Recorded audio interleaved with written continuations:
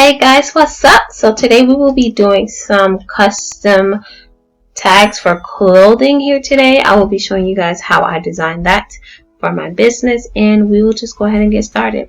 So I have an image here that I uploaded into Publisher. If you guys want to know how to upload an image, you just go to Insert and you go to Pictures. If you downloaded the image, it will be in your download photos, but here we have it in a social media and branding folder. I'm going to click backgrounds, and I'm going to go to the marble backgrounds that I have purchased, and I'm going to grab the marble that I like, which is this light pink right here, and it's the same thing that we have in the corner right there. I'm going to go ahead and delete it.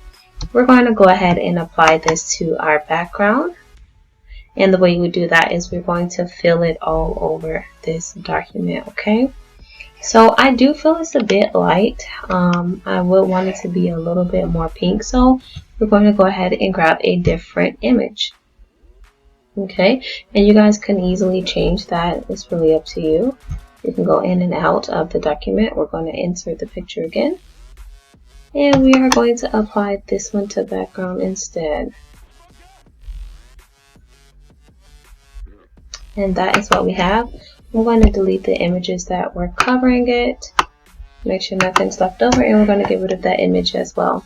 So to get started, we're going to upload my logo, because that is the logo that I want to be on the clothing label.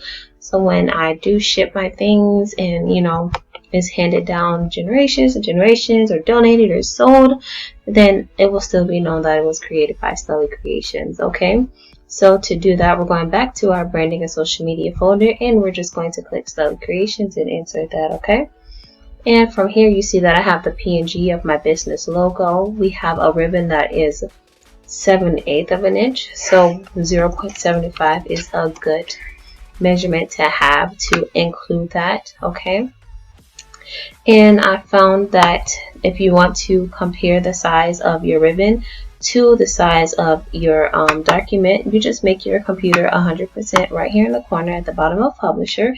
You take the ribbon that you will be using and you put it right on top. Now I do see that my logo fits, but it is a tight fit, so all I'm going to do is click it and format it to go down a few inches by inch, just to make sure that is aligned perfectly, and that's going to fit perfect. It looks small to us, but on a clothing label that is a great size. Okay, so I'm going to be using just a basic Times New Roman font, and the size and everything I put to the side so I don't forget. So just like what we used to do in school, size 12 and Times New Roman. Okay, so I'm going to show you how I did that. I'm going to create a text box, and I'm going to align that text box right under our image, our logo, and we're going to type the size, so 0 to 3 months. Okay, I'm going to change my font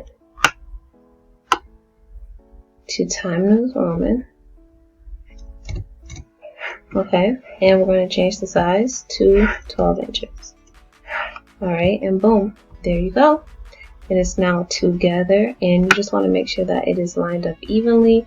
You can do it by eye, or you could click both of them by clicking Shift and go back to Format and click Align and Align Center.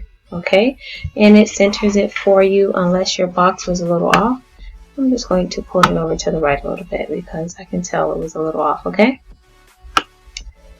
and okay, now we're going to go ahead and group this image. Okay, the way you do that is you click both of them by holding Shift, and you're going to click Group. Now we have what we would be using on one clothing label. We're going to be doing this for 0 to 3, 3 to 6, 6 to 9, 9 to 12, and then 24 months, 3, 4, and 5.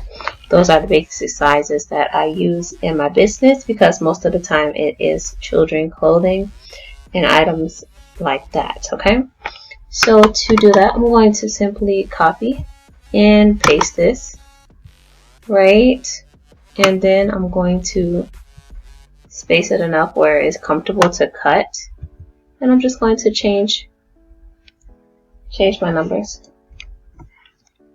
3 to 6. Okay, gonna keep doing that.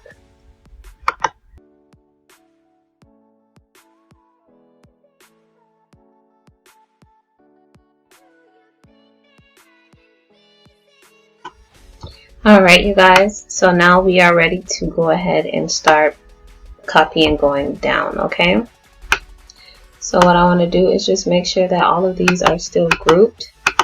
Alright, so everything is still grouped, which is great. Okay, now we're going to copy it going down. Alright, and what you want to do is make sure that you leave enough space for it to be for it to be folded on your I'm sorry, my tongue is so twisted. You want to leave enough space for this to be a folded piece of clothing label. Okay, so about 2.5 inches maybe is enough. Okay.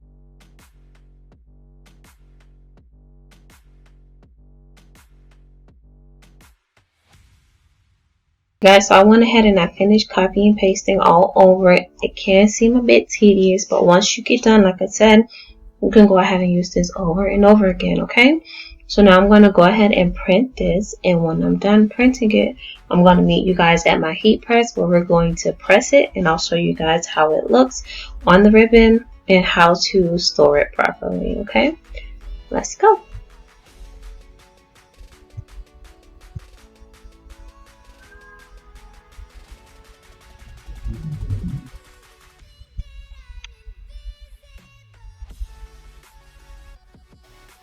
Alright, you guys, so something that I did not show you before the video ended was me on the computer was me making sure that my images were in reverse, because I did not put them in reverse. So the ribbons are going to turn out very beautifully, you guys. This is our finished goal, but as you can see, it is not in reverse. So when you don't mirror your sublimation images, they come out backwards. Okay, because you're taking what's on the paper, flipping it onto here. So we're going to go ahead and tape up our ribbon. Okay, and this time it is printed in reverse, and after we tape it up, we're going to press it and you will get the new reveal. Okay, so let's get to it. I don't believe I have a lot of ribbon left, but no, I don't. So we'll use all the ribbon that we have, and from there we will cut off the rest of the paper and then buy more ribbon, and I'll do it later on my own. But for what I do have, I will be here to show you guys. Okay, so I'm going to do my most important sizes, which is like more of the little sizes. But I should have enough.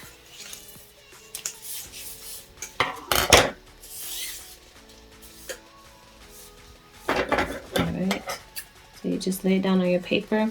If you guys have like only a few sizes, or you just want your logo, you actually can do it like just this, and it'll be longer.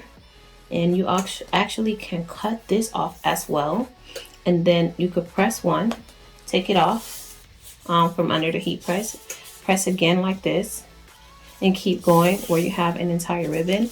But I would like to have mine individual, so it's easy to cut and access for things that I create.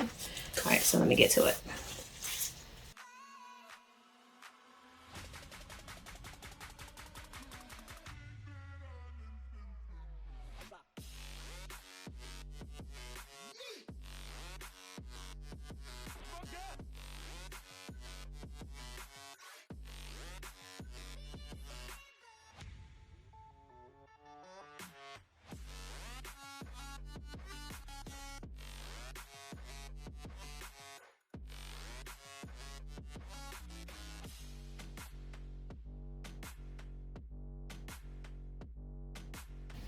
All right, you guys, so I finished the most tedious part of this which is taping it down, because I don't have the spray tape that some use to temporarily stick their fabric to the sublimation sheet. I highly recommend that instead of this.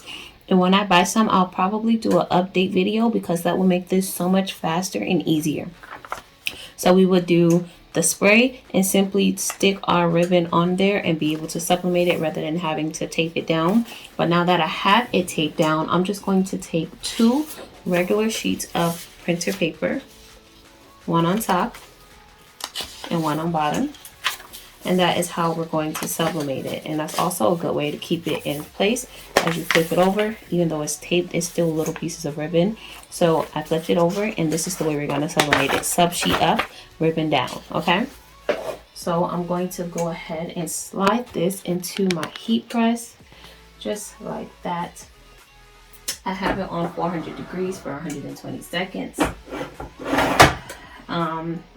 I think I'm going to do the whole thing, but this one cooked quite a while, so I may actually just do, let's do 75 seconds.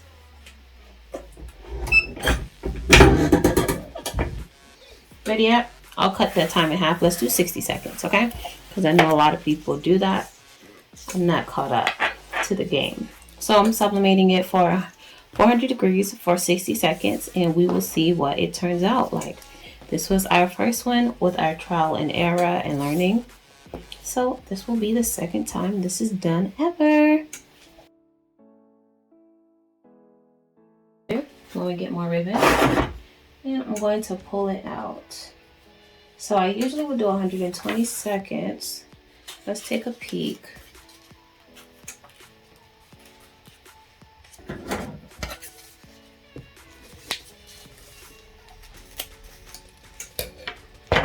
So this is the one that we double sublimated, right? This is the double sublimated one that I messed up on, and I wanted to see if I can still use it, but you can see the double. Okay, so these are the big ones to look at. And it's sublimated at 60 seconds, okay? You guys, it looks great. So this will be my clothing labels for the items that I make. Turn off my heat press. And I can reuse this tape as well, so I'm just putting it to the side. Alright, so I'm going to fast speed take all of this paper off, and when I'm done, I'll be back.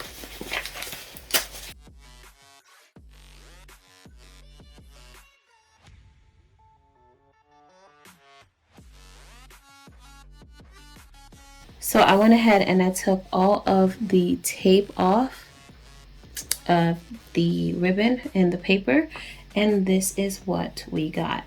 Okay, so we have our 3 to 6 months, 6 to 9, 9 to 12, 24, 3T, 4T, and 5T ribbons. Okay, and on the ones that I already made, I'll show you guys how to cut them. Okay, so if you're making like a bag, you will want to at least leave 1/4 allowance right on top of that to be sewn inside. So we'll cut about here, okay?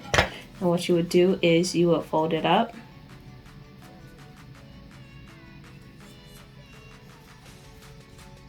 So because this is like a bag or something, you don't want too much sticking out, okay?